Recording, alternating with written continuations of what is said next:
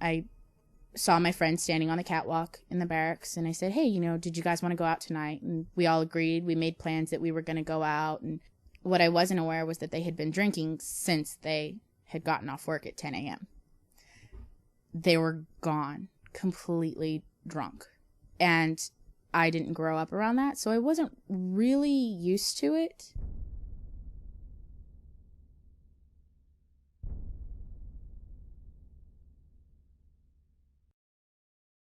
So I went down and picked the pizzas up and brought them back to my room. And when I came back to my room, the guys were gone.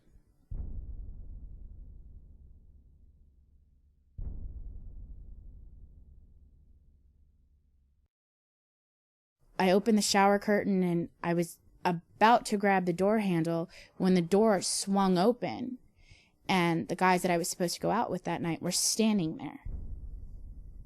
One of the guys just kept pushing me, and he pushed me into the shower, and he was trying to get on top of me, and I kept fighting against him, and finally I pushed him out of the room, and I was able to get him out of the room, or out of the bathroom, and I just held the door closed.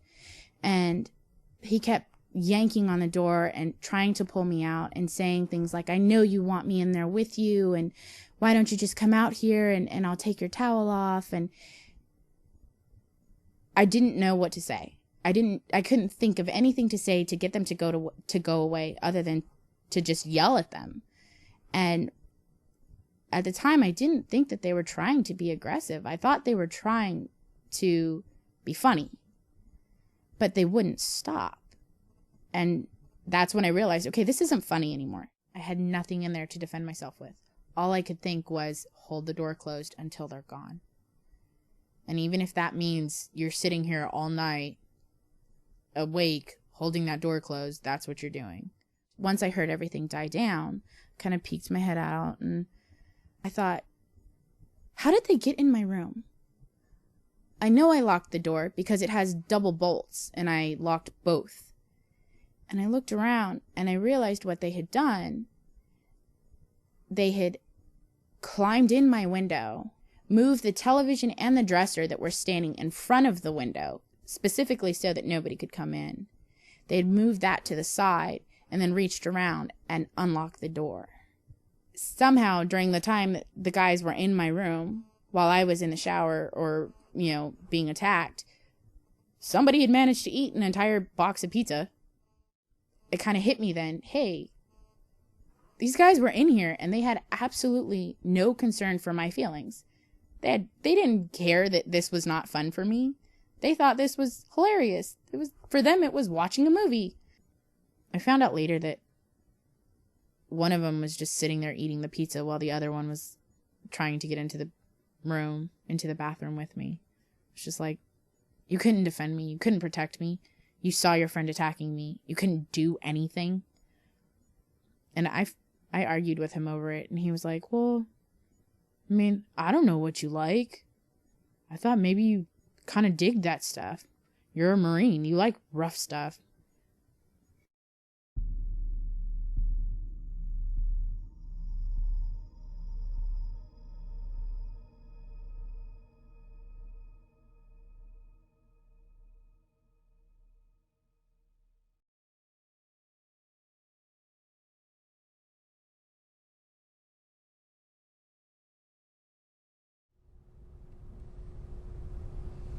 He was showing me around in the town, and so I was like, you know what, why not? I didn't think about fraternization or anything at this time.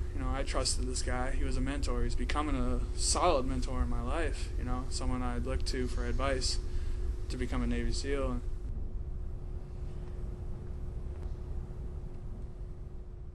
I wasn't really drinking that much that night. I was sipping my drink as he was taking shots and drinking alcohol faster than I was.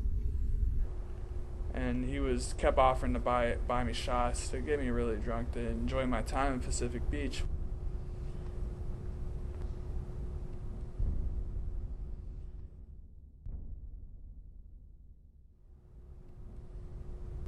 At this time, I was feeling about a 5 out of 10, 10 being hammered, and I was like just mildly drunk, very buzzed. tunnel vision suddenly hit me. And from there, I couldn't focus.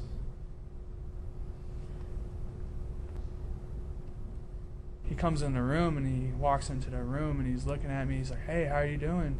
Well, my body suddenly just became a frozen vegetable, like a dead fish, just laying there.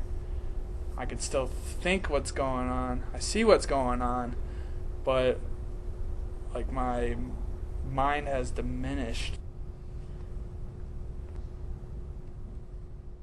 Around 07:30 the next morning, I woke up.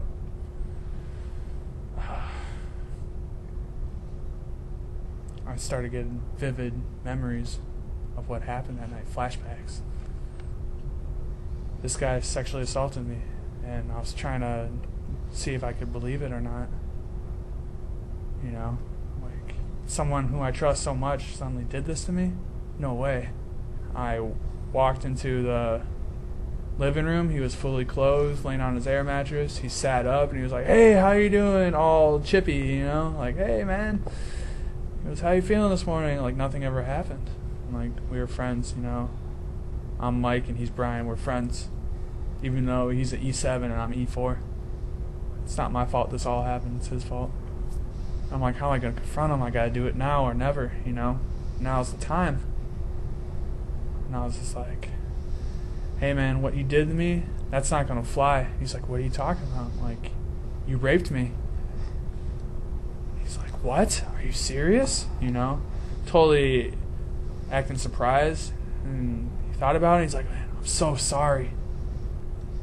And he's like, "Can we keep this between me and you?" I was like, "I can't do that. I mean, that can't happen."